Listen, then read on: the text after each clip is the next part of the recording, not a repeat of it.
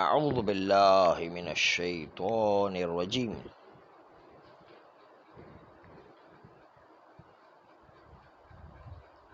بسم اللہ الرحمن الرحیم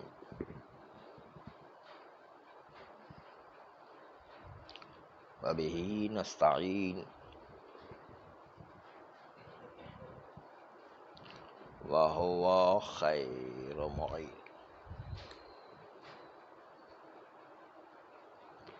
یہ حیوان آیا خون جہندہ رکھتا ہے یا نہیں؟ یہ حیوان نجس اس کے فضلات کو مانے یا نہیں؟ آیا فضلہ یہ چوہے کا فضلہ ہے یا یہ لال بیگ کا فضلہ ہے؟ مثلا ان سارے مقامات پر ہم تو اصالت الطہارت جاری کر رہے تھے، اور اس کی بنیاد پر شک کے در خون جہندہ اور خون جہندہ نہ ہونے میں اصالت الطہارت سب کے فضلات میں جاری کر رہے تھے۔ لیکن اس کے مقابل میں کسی نے یہ خیال کیا ہے کہ یہاں پر ہم استصحاب عدم ازلی جاری کریں گے، اور مشکوک مورد میں کیا یہ خون جہندہ رکھتا ہے یا نہیں، یا اس کے فضلات نجس ہوں گے یا نہیں، چاہے شبہ حکمیہ ہو چاہے شبہ موضوعیہ ہو، دونوں میں مشکوک مورد کے اندر استصحاب عدم ازلی جاری کرتے ہوئے نجاست کو لے کر آئیں گے۔ استصحاب اس لیے جاری کریں گے کہ ہمارے پاس عموم موجود ہے اس بات پر کہ جو بھی غیر معقول اللہ میں اس کے فضلات کو اور پیشاب کو نجس سمجھا جائے، الا ما خرج بالدلیل، مگر یہ کہ اس پیشاب کو استثناء کیے گئے خون جہندہ نہ رکھنے میں، اور کہا گیا کہ جس کا خون جہندہ نہیں ہے وہ اس بول و غائط کے نجس ہونے سے استثناء ہے۔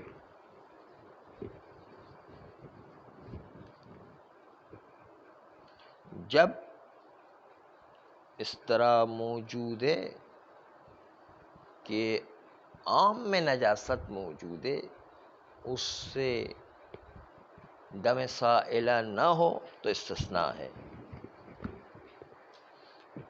استصحاب عدم ازلی تقاضا کرتا ہے کہ حیوان مشکوک عام کے تحت باقی رہ جائے اور اس کے نجاست بول اور خور پر حکم لگایا جائے۔ نجاست بول و خور پر حکم لگایا جائے استصحاب عدم ازلی کی وجہ سے۔ استصحاب عدم ازلی میں پہلے بھی عرض کر چکے کہ جہاں پر ہم نے یہ قرار دیا تھا کہ عدم ازلی میں یعنی جب پیشاب کا وجود ہی نہیں تھا تب بھی ہم نے خور و بول حیوان غیر معقول اللحم کو نجس قرار دیا تھا۔ اس وقت جب وجود ہی نہیں تھا تب بھی ہم نے بول اور خور کو نجس قرار دیا تھا، اسی کو استصحاب کریں گے مشکوک مورد میں، اور کہیں گے کہ مشکوک مورد میں عدم ازلی کی بنیاد پر نجس رہے گا مشکوک مورد۔ استصحاب عدم ازلی میں عدم ازلی کا مطلب یہ ہے کہ جب پیشاب کا وجود ہی نہیں تھا، اس میں ہم نے جب نجس قرار دیا ہے تو مشکوک مورد بھی نجاست میں آئے گا استصحاب عدم ازلی کی وجہ سے۔ صرف اس سے استثناء وہی ہوگا کہ جس کے لیے خون سائلہ نہیں ہے، یعنی خون جہندہ نہیں ہے۔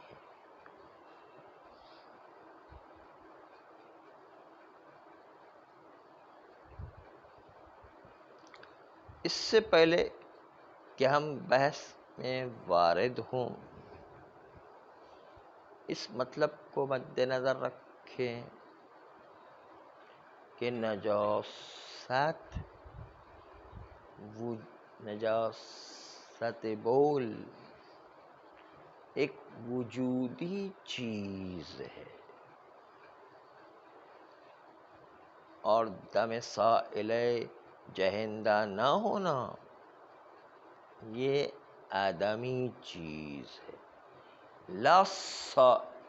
لا نفس، یہ جو ہے اس کے لیے لا نفس لہو، وہ حیوان جس کے لیے کوئی نفس اور دم سائلہ نہیں ہے، خون جہندہ نہیں، آدمی ہے۔ اسی عدم اور وجود کا فرق ملاحظہ کریں۔ استصحاب عدم ازلی میں وجود نجاست بول ہے، وجود نجاست۔ اما دم لا سائل میں مسئلہ عدم ہے، اس لیے وجود و عدم کا فرق رہے گا تو آخر تک بات واضح ہوگی کہ وجودی میں وجود کو استصحاب کیا جاتا اور آدمی میں عدم کو استصحاب کیا جاتا۔ وجودی کے استصحاب سے ہم عدم والی چیز کا استصحاب نہیں کر سکتے، یا عدم والی چیز کا استصحاب ہو اس میں وجود کا استصحاب نہیں کر سکتے۔ استصحاب کا موضوع جیسا ہے اس کے حساب سے استصحاب ہوا کرتا ہے۔ اگر استصحاب کا موضوع وجودی ہے، وجود نجاست ہے، تو اسی کو استصحاب کریں گے، اس میں پھر آدمی چیز کو استصحاب نہیں کیا جا سکتا۔ اور کوئی آدمی چیز موضوع ہے تو اس میں پھر وجودی چیز کو استصحاب نہیں کیا جا سکتا ہے۔ تو ابھی اس وقت ہمارے وہاں پر استصحاب عدم ازلی میں وجودی چیز ہے، نجاست بول۔ جب اس وقت کی جب بول کا وجود ہی نہیں تھا اس وقت بھی نجس تھا، جب وجود میں آیا تب بھی نجس ہے۔ تو نجاست وجودی چیز ہے، اس میں آپ عدمی چیز جو لا سائل لہو ہے، جس کے اندر نفس جہندہ نہ ہو، اس کو آپ استصحاب نہیں کر سکتے۔ یہ پہلے وجود عدم کا فرق آپ کے سامنے پیش کیا۔ کہتے ہیں کہ اس میں تو کوئی شک نہیں ہے کہ جن لوگوں کے نزدیک استصحاب عدمی جاری ہے یہ کبرا صحیح رہے گا کہ ہر وہ جانور کہ جس سے بول و خور وجود میں آئے وہ نجس ہے۔ نجاست کل حیوان کے بول اور غائط کو قرار دیا جائے، یہ ٹھیک ہے۔ لیکن اس استصحاب کے ذریعے سے ہمارے مقام پر نتیجہ الٹا نکلتا ہے، نتیجہ آپ کے فیور کا نہیں نکلتا ہے، نتیجہ الٹا نکل رہا ہے کہ ہماری بات ثابت ہو رہی ہے۔ آپ استصحاب عدم ازلی کے ذریعے سے جو بات ثابت کر رہے ہیں کہ نجاست بول و غایت،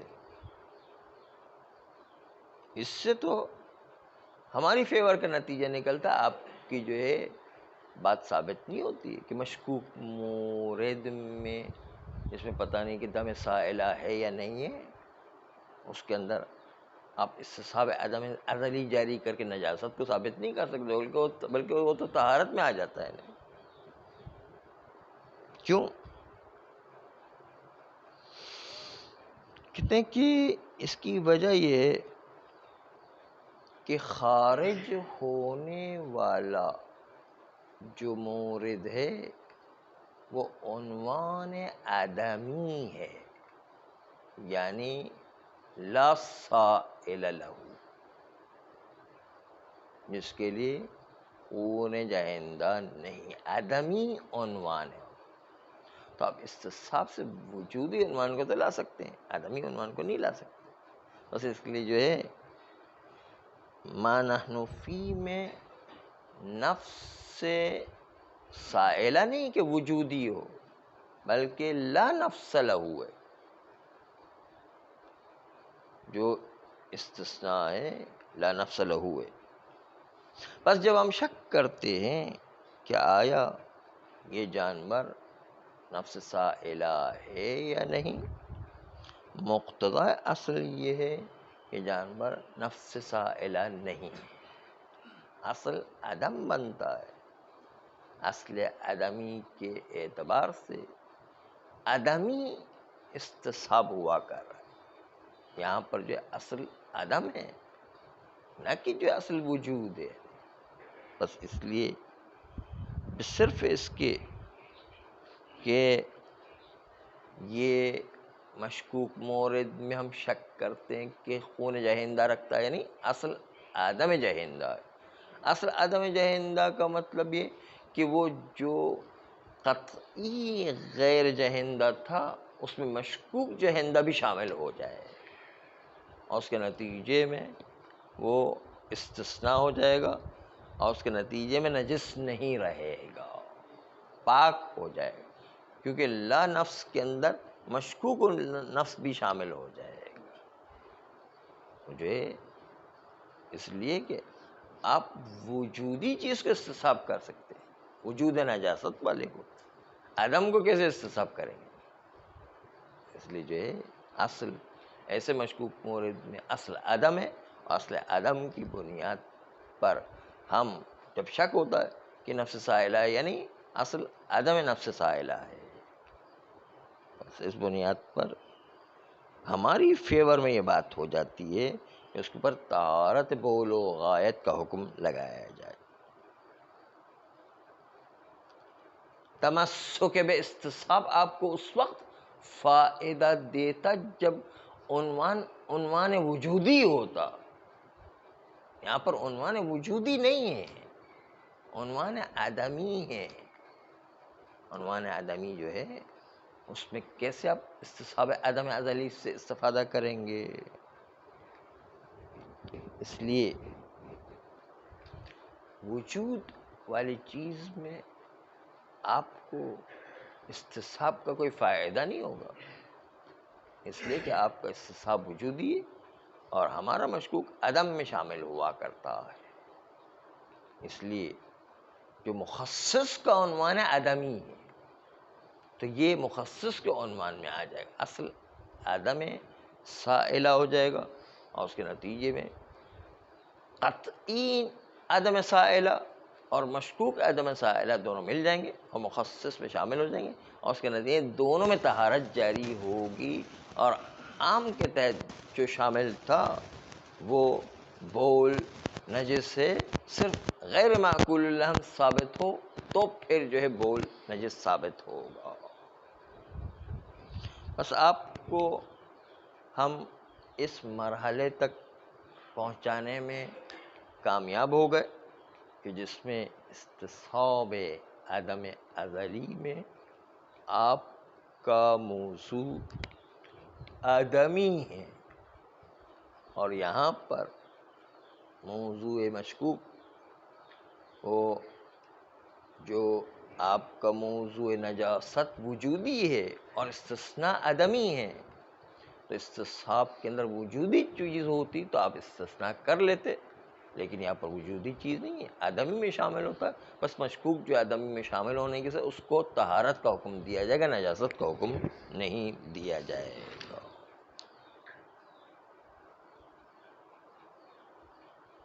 اس کے ضمن میں بہت آسان مسئلہ پیش کر رہے ہیں کہ جب نجاست سانپ کے فضلے کے لیے حکم نجاست نہیں لگایا جا سکتا ہے، کیونکہ ہمیں علم نہیں ہے کہ اس کا خون جہندہ ہو، لیکن بعض سادات کرام کی طرف سے کہا گیا ہے کہ سانپ کا خون جہندہ ہے، اور یہ بھی ممکن ہے کہ بعض سانپ خون جہندہ رکھتے ہوں اور بعض سانپ خون جہندہ نہ رکھتے ہوں، یہ بھی امکان تو ہے بھارت میں، اس لیے ممکن ہے اختلاف ہو گیا ہو۔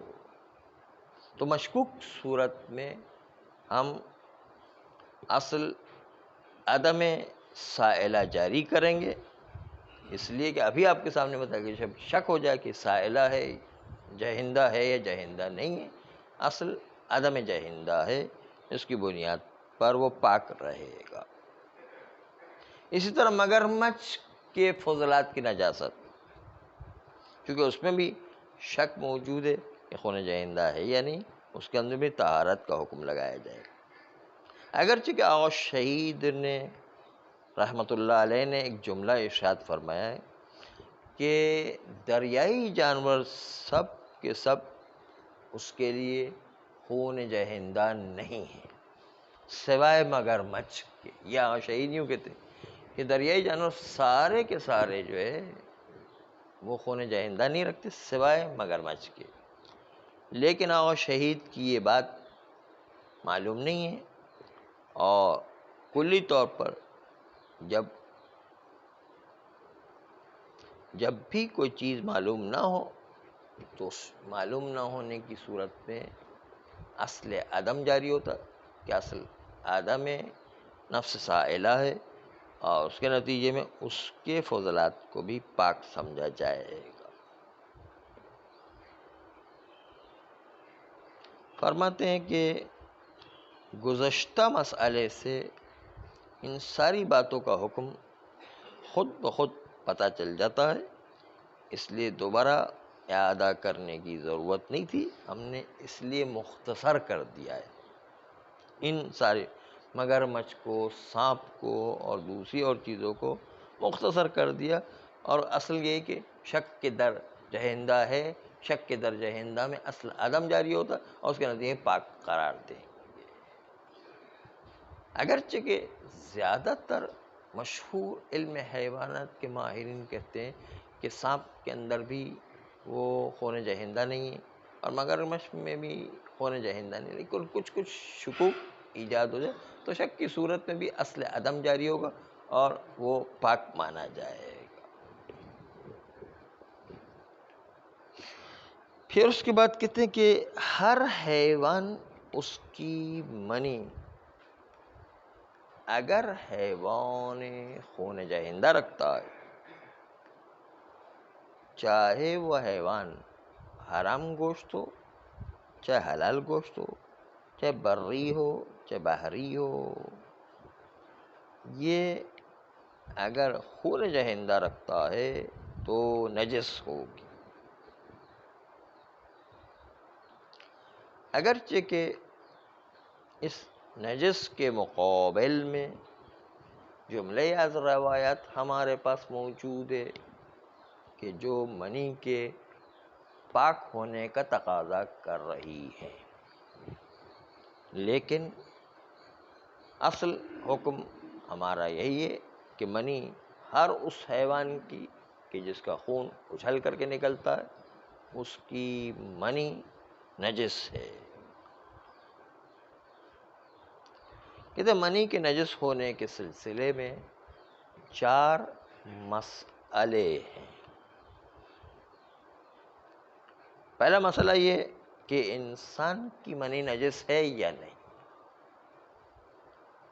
دوسرا مسئلہ یہ کہ وہ حیوانات کے جن کا گوشت نہیں کھایا جاتا ہے، اگر وہ خون جہیندہ رکھتے ہوں تو اس کی منی نجس ہے یا نہیں۔ جیسے درندوں کی منی آیا نجس ہے یا نہیں، شیر کی منی، بلی کی منی، بلی بھی جو درندہ جانور میں شمار ہوتی ہے، لومڑی کی منی، بھیڑیے کی منی، جو گوشت بھی نہیں کھایا جاتا اور خون جہندہ رکھتا ہے، تو کیا اس کی منی نجس ہے یا نجس نہیں؟ جی حرام گوشت بھی ہے نا، شیر حرام، ہاں وہ ابھی بتا رہے ہیں، وہی بتا رہے ہیں۔ یہ تیسرا مسئلہ جو ہے اس میں کہتے ہیں، وہ تیسرا مسئلہ یہ کہ وہ حلال گوشت جس کا خون جہندہ ہو، جیسے بکرا ابھی پوچھا، اس کی منی کیا نجس ہے یا نہیں، یہ تیسرا مسئلہ۔ اور چوتھا مسئلہ کہ جن کا خون جہندہ نہیں ہے اصلاً، چاہے حلال جانور ہو چاہے حرام جانور ہو، کیا اس کی منی نجس ہے یا نہیں۔ چھپکلی کی منی، سانپ کی منی، مگرمچھ کی منی، یہ نجس ہے یا نہیں، حلال گوشت ہو یا حرام گوشت ہو، اس کی منی۔ مچھلی وہ حلال گوشت ہے، اب وہ تو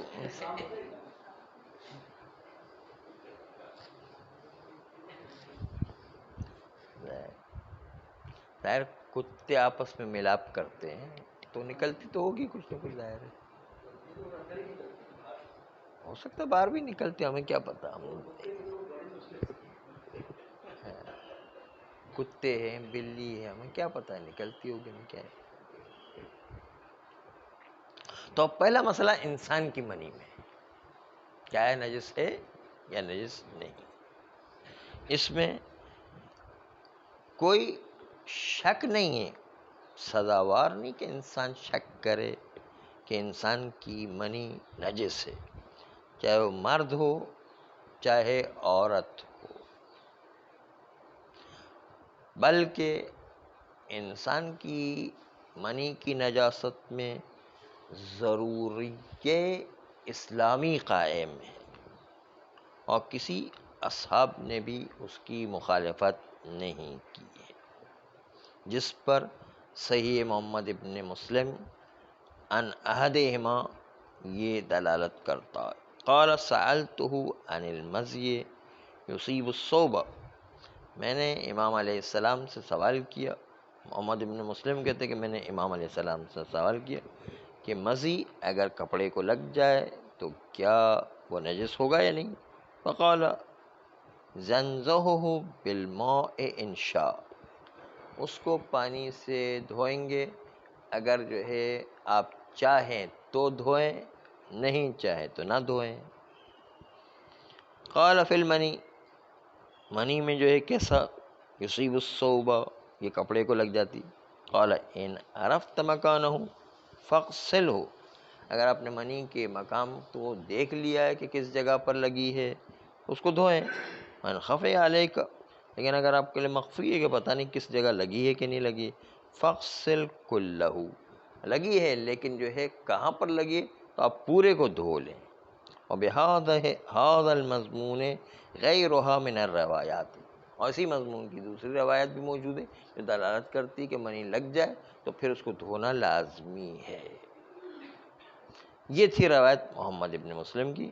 صحیح زرارہ کی تھی، قال سألته عن الرجل یجنب فی ثوبہ یتجفف فیہ من غسلہ، کہتے ہیں کہ جب میں نے سوال کیا ایک مرد سے کہ جو اپنے کپڑے ہی میں جنب ہو جاتا ہے، کیا وہ اس کپڑے کو کہ جو خشک ہو گیا ہے تو خشک ہونے کے بعد اس کو دھونا ہے؟ فقال نعم، تو امام علیہ السلام نے کہا ہاں دھونا ہے، لا باس بہ الا ان تکون النطفۃ فیہ رطبۃ، مگر یہ کہ نطفہ ہو جو تر ہے کہ ماں کے پیٹ میں ہوتا ہے تو وہ پاک رہے گا، لیکن جو باہر کپڑے پر لگی وہ نجس رہے گی، اس کو دھونا پڑے گا۔ تو یہ دو روایتیں آج آپ کے سامنے پیش کی، زرارہ کی روایت اور محمد بن مسلم کی، اور بھی بہت سارے روایات ہیں جن کا خلاصہ یہ کہ سب نے مانا ہے کہ منی انسان کی نجس ہوا کرتی ہے۔ صلی اللہ علیہ وسلم۔